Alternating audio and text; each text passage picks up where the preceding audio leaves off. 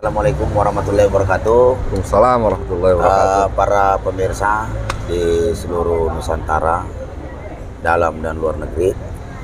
Hari ini saya lagi ada di suatu tempat.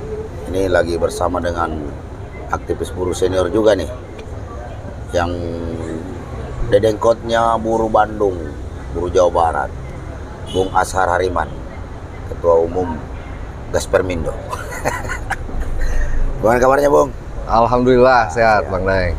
Ini Bung Ashar, saya ingin bincang-bincang sedikit nih, terkait masalah gerakan buruh yang harusnya semakin menguat di tengah pengkhianatan DPR RI. Partai-partai yang ada di DPR RI hari ini, kecuali PKS ya, itu kemarin telah mengesahkan undang-undang pembentukan peraturan dan perundang-undangan, undang-undang P3, yang merupakan celah masuk untuk melakukan revisi undang-undang Omnibus Law. Dan seperti kita ketahui, isinya itu kan sama sekali tidak berpihak kepada kaum buruh, kemudian juga mengangkat akal sehat kita.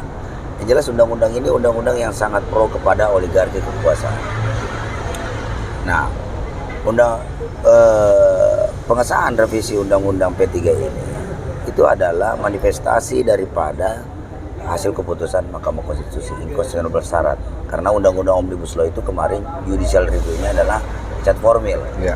Nah, tentunya ini tidak bisa dipandang enteng oleh kaum buruh. Kaum buruh harus mewaspadai, karena sudah diprediksi sangat kuat bahwa undang-undang Omnibus Law ini tidak akan terlalu jauh berubah isinya, pasti akan melemahkan. Dan kalau ini berlaku, ya sudah, kita semua, Bung Ashar nanti jadi misiu, jadi akan dikenang sebagai Ketua Umum Gaspermindo, karena percuma lagi kita berserikat, ya kan? Nah, menurut Bung seperti apa ini perkembangan gerakan buruh terkait masalah kritik dan penolakannya terhadap undang-undang Omnibus Law ini pasca disahkannya revisi undang-undang P3? Ya. Jadi sebelumnya saya ingin meluruskan dulu, Ya. saya ini bukan ketua umum Gaspermindo, saya gitu. ketua Jawa Barat. Jawa Barat. Gaspermindo. Satu itu. Sebelumnya saya ucapkan Ya. minal aidin wal faidin, Bung Daeng. Sama-sama. Mohon maaf lahir dan batin. Ya. Mudah-mudahan Allah selalu merestui perjuangan dan pergerakan kita dalam Amin. rangka memperjuangkan nilai-nilai. Ya. Mengenai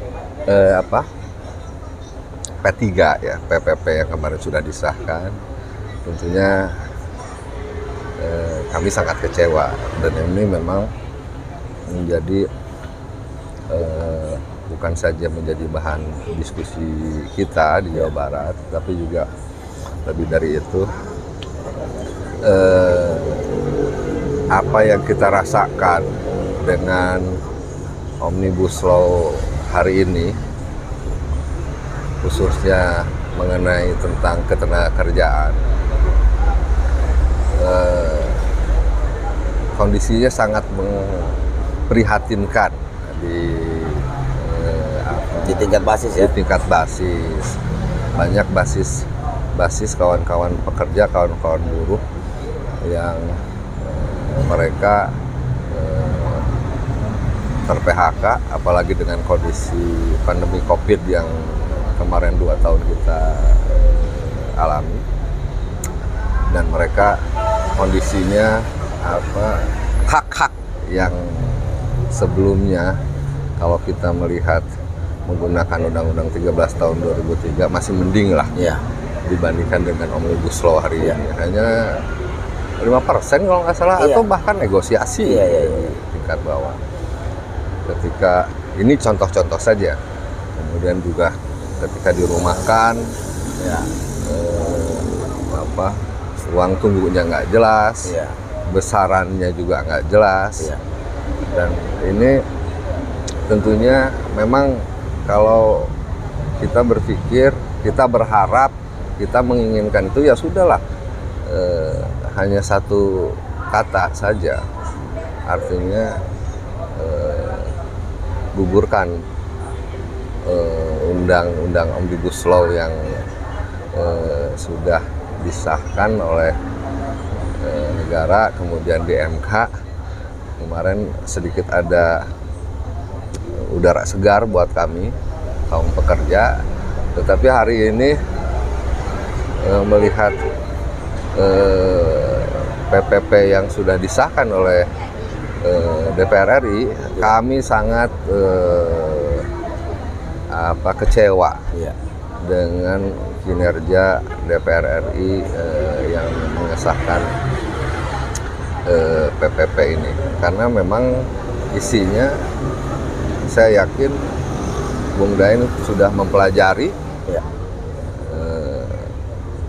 sangat menyudutkan, sangat merugikan untuk keberlangsungan kaum pekerja, kaum buruh yang ada di Indonesia, khususnya yang di Jawa Barat yang kami rasakan seperti itu. Oleh karena itu memang kita fokus bagaimana gerakan buruh ke depan. Kami berharap dan kami pun menghimbau kepada para presiden buruh, para ketua umum buruh untuk bisa segera mensinergikan gerakan buruh, khususnya yang ada di Jawa Barat lah, yang ada di DKI, yang ada di Banten, untuk sesegera mungkin menyikapi PPP ini. Kemudian konsentrasi kita bagaimana menggagalkan Omnibus Law ini. Ya betul. Jadi apalagi ini, jadi sekarang ini sudah ramai ya, di tingkat basis sudah mulai ada pergerakan kawan-kawan sudah melakukan konsolidasi ya, karena dampaknya sangat luar biasa ini. Sangat luar biasa. Di Jabar aja ini banyak sekali nih. Kita lihat tadi sepanjang dari Kerawang, Purwakarta, Subang, apalagi ini Bandung, Garut, ada saja persoalan Omnibus Law yang terjadi. Pemogokan, pasang-pasang tenda di depan-depan pabrik, ini makin hari makin bertambah banyak. Ini hanya karena memperjuangkan pesangon, karena memperjuangkan hak kebebasan berserikat, hanya memperjuangkan status hubungan kerja, juga memperjuangkan perundingan kerja, perjanjian kerja bersama yang lagi sedang dirundingkan dengan pengusaha. Karena ada undang-undang Omnibus Law ini seakan-akan bedol desa ini. Kita dihabisin habis-habisannya. Jadi maka kalau kita tidak ada pergerakan dari kaum buruh, maka jangan harap kalian bisa memperoleh kesejahteraan. Kesejahteraan kaum buruh hari ini ada hari ini akibat pendahulu kita itu benar-benar memperjuangkan nasib buruh. Nasib buruh itu tidak serta-merta diberikan begitu saja. Melalui proses perjuangan yang panjang dari senior-senior kita terdahulu. Nah sekarang makin ke sini makin dilemahkan kita. Sangat lemah. Dan maka dari itu kalau bukan dari kesadaran daripada pekerja, ya siapa lagi? Jadi kawan-kawan harus berani sekarang menyuarakan, batalkan undang-undang Omnibus Law tanpa syarat. Itu tuntutan dan harapan kita. Oleh karena itu sekali lagi kami menghimbau, berharap bahwa kalau istilah orang Sunda itu ada istilah adu gelis. Jadi udahlah, jangan adu gelis lagi, jangan adu cantik lagi antara serikat pekerja, serikat buruh, para pimpinan-pimpinan buruh. Kasihan nih kawan-kawan buruh, anggota kita yang berada di basis, yang berada di tingkat pabrik, dan mereka sangat merasakan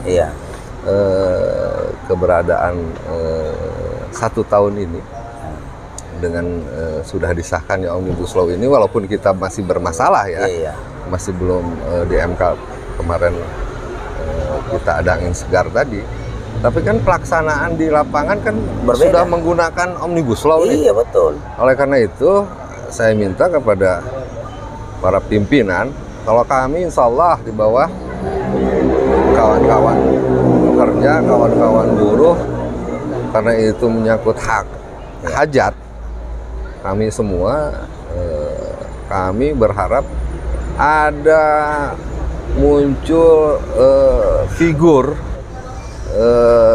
pimpinan buruh yang mempunyai keberanian, sense of belonging terhadap keberadaan buruh hari ini. Iya, iya. Jangan lagi dijadikan bahan legitimasi lah gitu. Memang kondisinya seperti Bung Daeng sampaikan, kalau kita masuk di kawasan-kawasan industri, apalagi kalau pabrik-pabrik yang Garment tekstil itu udah kena banget. Iya. Banyak yang sudah Iya. tutup, yang sudah dirumahkan. Iya. Sementara kami pun paham kondisi omnibus law, kondisi pandemi COVID kemarin memang itu menjadi pukulan, dan selama ini kawan-kawan juga mau bagaimana kita mempertahankan sawah ladang kita supaya bisa berkelanjutan, supaya tetap bisa kita bekerja di sana. Tetapi sekali lagi payung hukum ini kan yang memproteksi rule of game kita ini. Ini sudah tidak berpihak kepada rakyat. Sudah sangat tidak berpihak. Kemudian apalagi berbicara yang sudah kita rasakan, pengawasan terhadap penerapan undang-undang itu sendiri. Dari zaman Undang-Undang 13 tahun 2003 aja pengawasan kan sangat lemah. Iya. Contoh Jawa Barat, para pejabat pengawasnya hanya berapa puluh orang. Iya. Sementara harus mengurus puluhan ribu, Pak, ratusan ribu perusahaan yang ada. Kalau kita lihat data bisa dibuka lah data itu. Nah, akhirnya hanya sifatnya menunggu, tidak bisa jemput bola jauh lah. Gitu. Dan hari ini sekali lagi besar harapan kami, ini juga menjadi PR tentunya buat para pimpinan Serikat Pekerja Serikat Buruh di nasional. Bagaimana sesegera mungkin mari kita menyikapi tentang PPP ini, karena saya sendiri merasa colongan gitu loh, Bos. Iya. Tahu-tahu udah diketok aja gitu, tahu-tahu udah ini aja gitu kan. Pulang telak ya bagi. Iya, apakah ya mungkin itu, dan itu berulang dari dulu, dari undang-undang sebelumnya itu. Apakah ini juga, dan perlawanan kaum buruh juga tidak maksimal. Tidak maksimal, memang terkotak-kotak kita hari ini. Oleh karena itu kita berharap muncul pemimpin dari buruh ini yang bisa menjadi perekat kita semua. Dan saya berkeyakinan bahwa kalau itu karena sebuah gerakan itu nggak mungkin, nggak ada yang mimpin. Iya betul. Oleh karena itu saya berdoa semoga disolehkan. Amin. Diberikan keberanian nih. Ini juga menjadi PR Bung Daeng, karena Bung Daeng nih hari ini berkiprah di tingkat nasional gitu, sebagai Presiden PPMI. Ya, berbagai macam upaya kita upayakan. Ya kan, kita terus melakukan konsolidasi karena melihat bahwa memang dampak undang-undang Omnibus Law ini luar biasa sekali. Dan penyadaran juga kepada masyarakat bahwa undang-undang Omnibus Law ini terdiri dari 11 klaster. Jadi tidak hanya kepentingan kaum buruh sebenarnya. Petani-petani juga, rakyat juga, tanah-tanah rakyat itu kan banyak yang dirampas juga. Jadi efeknya ini bukan cuma buruh. Jadi kebetulan saja hari ini yang getol, yang kencang melawan daripada kawan-kawan aktivis buruh. Betul. Tapi bahwa ini undang-undang Omnibus Law ini sudah mencakup ke seluruh kepentingan rakyat Indonesia. Jadi rakyat Indonesia tidak boleh melihat bahwa isu undang-undang Omnibus Law ini adalah isu daripada gerakan buruh Indonesia. Nggak bisa. Ini kebetulan yang bergerak itu adalah buruh Indonesia. Namun ini untuk kepentingan rakyat Indonesia. Jadi elemen-elemen lain di luar buruh ya silakan aja gabung, satukan gerakan. Harus. Bersatu padu. Karena kita ingin menunjukkan bahwa negara ini bukan di tangan oligarki, ya kan? Bukan di tangan politikus. Tetapi negara ini kedaulatan negara ini ada di tangan rakyat Indonesia. Jadi sendiri. yang kita perjuangkan ini kan aturan, rule of game, undang-undang itu kan itu. Iya. Untuk kaum pekerja, khususnya klaster pekerja ya. Kita membicarakan, menyuarakan bukan berarti kita mengeklusifkan diri, tidak sama sekali. Kebetulan konsentrasi kita di situ. Mungkin aktivis buruh, tani, nelayan, minerba juga sama. Cuman yang saya ingin tambahkan dalam hal ini, kita kan memperjuangkan juga ini untuk kepentingan anak cucu kita. Hari ini anak kita masih STM, SMK, kuliah. Nanti pas mereka bekerja, outsourcing, magang, kontrak. Artinya ini juga menjadi PR buat kita orang tua, buat kawan-kawan, adik-adik kita kaum pelajar, adik-adik kita, anak-anak kita, mahasiswa. Ente ini, anak-anak kita ini begitu ntar keluar bekerja. Dengan kita menyekolahkan susah payah, digaji dengan upah yang tidak layak, sangat minimal, tidak layak gitu katakan. Status perlindungan yang nggak jelas. Dalam hal ini nggak jelas tuh. Kalau dibandingkan dengan undang-undang sebelumnya kan jelas perlindungannya. Kalau kita pakai 64 produk bahkan dulu Pak ada Karno, peraturan perlindungan upah malah.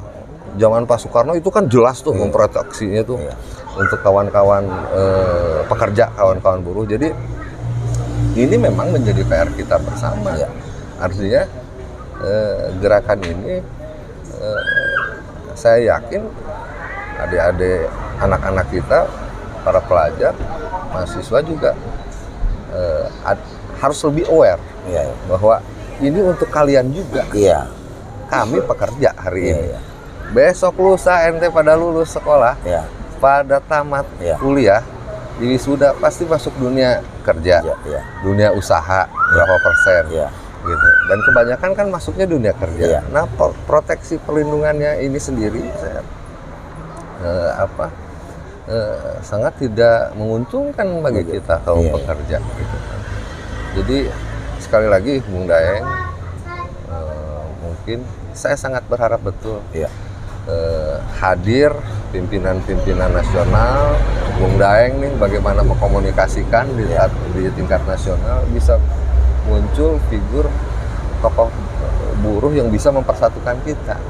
Jangan lagi adu gelis gitu kan. Jadi kita tanggalkan lah ya ego-ego masing-masing, bendera-bendera. Betul. Hari ini Jawa Barat alhamdulillah kami bisa bersatu. Bung Daeng kan juga dulu di Jawa Barat, sangat paham atmosfer pergerakan buruh di Jawa Barat. Kita mencoba membuat bagaimana menyatukan pergerakan, mulai dari aksi-aksi buruh menyikapi upah, kemudian perjuangan kita terhadap Omnibus Law juga, mulai dari dulu kita membuat Forbes, Forum Buruh Bersatu bersama. Kemudian Aliansi Buruh Jawa Barat, kemudian ada juga gabungan buruh Jawa Barat, dan ini bersatu, mudah-mudahan ini bisa menjadi menjadi penyemangat buat kita semua, kontribusi dari Jawa Barat terhadap gerakan buruh secara nasional untuk perlindungan dan kesejahteraan buruh di Indonesia. Oke, pemirsa ya, itu tadi bincang-bincang singkat kita dengan Mas Hariman, Ketua DPD Jawa Barat Gaspermindo. Jadi memang saat ini pemerintahan Joko Widodo dengan adanya Undang-Undang Omnibus Law itu makin memberikan ketidakpastian kepada rakyat Indonesia. Anak-anak kita nanti itu status hubungannya kerja nggak jelas, upahnya juga nggak jelas, kemudian apalagi ini perlindungan lainnya nggak jelas, kesehatan, perlindungan BPJS Ketenagakerjaan semakin tidak jelas. Kalaupun misalnya outsourcing dibandingkan dengan luar negeri, memang pekerja-pekerja outsourcing luar negeri upahnya berkali-kali lipat dari pekerja permanen. Namun di Indonesia tidak bisa begitu. Di Indonesia udah statusnya outsourcing, kontrak, magang, upahnya juga itu di bawah upah minimum. Jadi ruginya berkali-kali. Dan juga dengan demikian bahwa kenapa pemerintah tidak memberikan kepastian kerja? Nah, kalau di swasta demikian statusnya outsourcing, magang, kontrak, ya kan? Nah, kalau menjadi PNS, honorer nanti lebih baik parah lagi, ya kan? Iya. Nah, itu jadi sudahlah. Jadi kebijakan Undang-Undang Omnibus Law ini harus dihentikan melalui Persatuan Gerakan Buruh dan Rakyat Indonesia demi kedaulatan negara kesatuan Republik Indonesia yang ada di tangan rakyat. Jadi kawan-kawan, kita cukupkan podcast kita kali ini. Semoga apa yang kita perjuangkan itu semoga dimudahkan dan dimenangkan oleh Allah Subhanahu wa Ta'ala. Amin. Demikian, salam pergerakan, hidup buruh. Hidup buruh. Assalamualaikum warahmatullahi wabarakatuh.